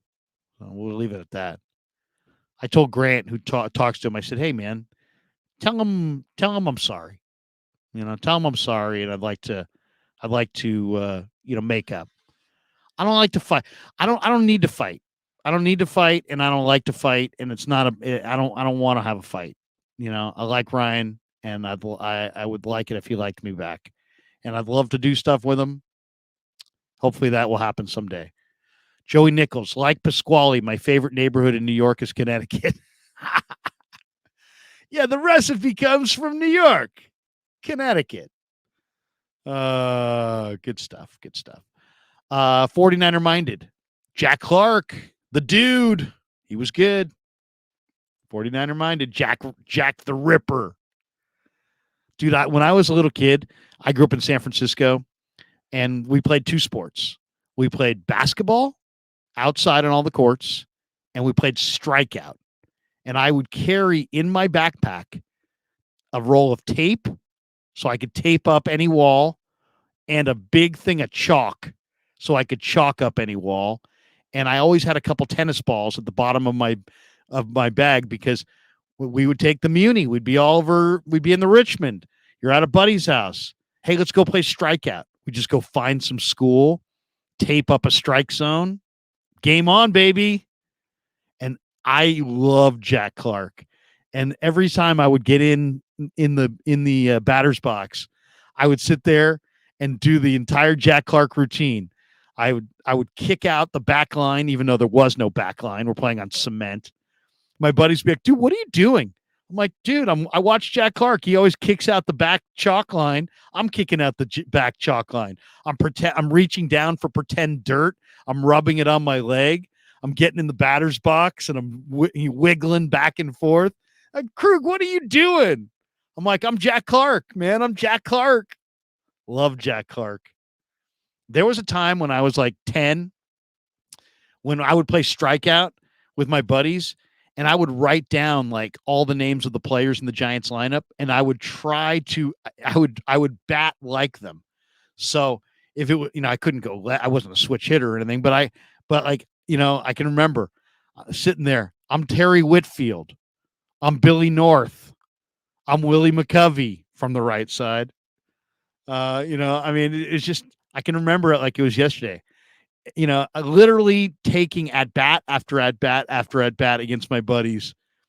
I'm Mark Hill. I'm the Sheik. I'm Mike Sadek. I'm Daryl Evans. I mean, it was I just loved it. I don't know why I loved it so much. But yeah, we'd sit there. Sometimes after playing strikeout for hours, I'd turn around and try to hit left-handed.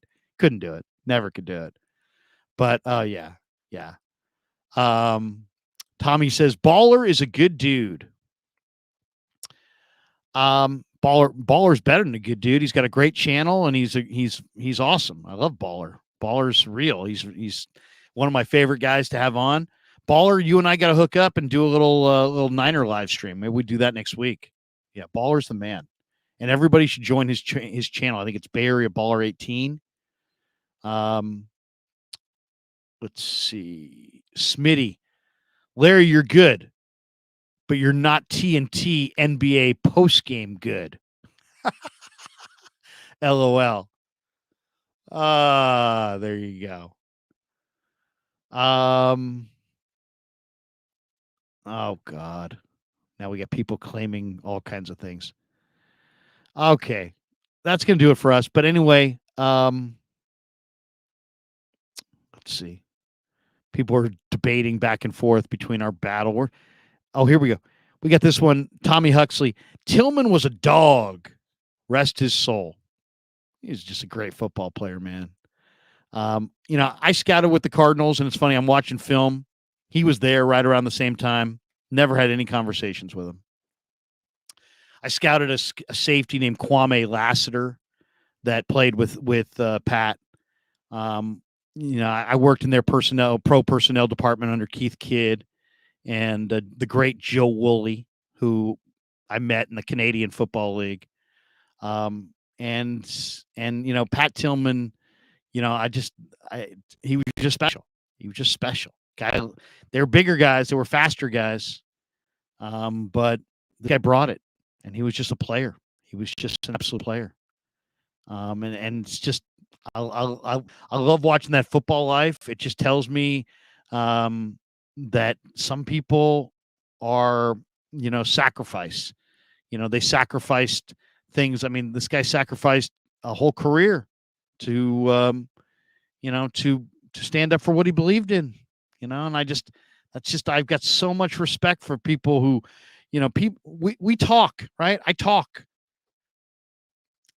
I got a lot more respect for people who do than people who talk. That's really it. Let's see. Tommy Huxley says, Larry finds me interesting today. Funny because I'm a boring guy, according to my fiance. Tommy, you guys got to go sit down, work it out. There's counseling. There's always tomorrow. A Data 84 says Eric Swan at defensive tackle was a monster on those Cardinals teams. Eric Swan didn't even play college football. He played for like the Memphis Showboats or something like that, and in some semi-pro league. Eric Swan was a monster, kind of the Chris Jones of his era. All right. That's going to do it for us. Hey, thanks to everybody on the live stream. Really appreciate everybody. Oh, by the way, we are closing in on 19,000 subs. That's unbelievable to say that, but that is the truth. We are sitting at 18,479. So if you're in the chat right now and you haven't hit like or subscribe, please do. Helps the channel. The like just helps more people find the shows. And then subscribe, of course, will give you an alert every single time we go live. You'll get an alert saying that we're going live, so you don't have to miss any of our live streams or any of the stuff that we're doing. So help us get to 20,000. We'd like to get to 20,000 before training camp. We got a month to do it. Can I pick up 1,520 subs in 1 month? We picked up 1,000 something in the last month. So we'd have to increase our pace, but help us get to 20,000 by training camp. That's the goal. If I can get to 20,000 by training camp, that would really be fun. We've got all kinds of things planned for training camp. I can't even tell you yet because it's not official, but we're going to be bringing you top tier 49er content through starting in training camp right on through the season. Lots of face-to-face interviews with players, coaches, executives, Niner content creators, broadcasters, people around the NFL. It's going to be awesome. So definitely hit like, definitely hit subscribe. All your best Niner content is going to be right here on the Krug Show. Thanks to all of you for tuning in. Have a great rest of your Friday and a great weekend. Maybe we'll get together later today with Dave Lombardi. If not, check me out tomorrow morning, I believe, on Grant's channel. Also tonight, we may go post-game on the Giants game. So hope everybody has a great Friday. Have a great rest of your day. Enjoy some of this beautiful weather. Peace. Yeah, man, I'm careful. You gon' get exact